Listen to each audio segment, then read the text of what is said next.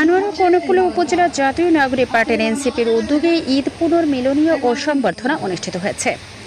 সোমবার দুপুরে উপজেলা মমতাজ কমিউনিটি সেন্টারে জাতীয় নাগরিক পার্টির এনসিপি আনোয়ারা শাখার নেতা দেলোয়ার হোসেনের সভাপতিত্বে অনুষ্ঠিত হয়। এতে দুই উপজেলার বিভিন্ন পর্যায়ের নেতাকর্মীরা অংশ নেন। অনুষ্ঠানে প্রধান অতিথি ছিলেন এনসিপির কেন্দ্রীয় সদস্য ও বেসরকারি কারা পরিদর্শক জুবাইরুল আলম মানিক।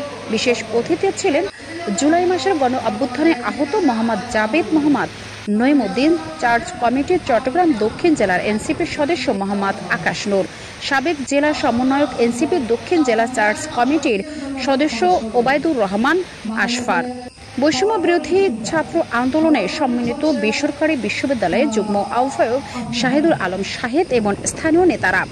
আয়োজিত অনুষ্ঠানে জুলাইয়ের গণ অভ্যুত্থানে আহত কর্মীদের সংবর্ধনা প্রদান করা হয়।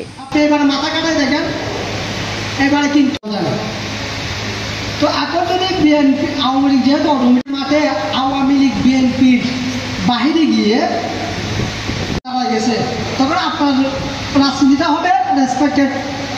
খারাপ দিক আছে, তারপরে খারাপ দিক বলতে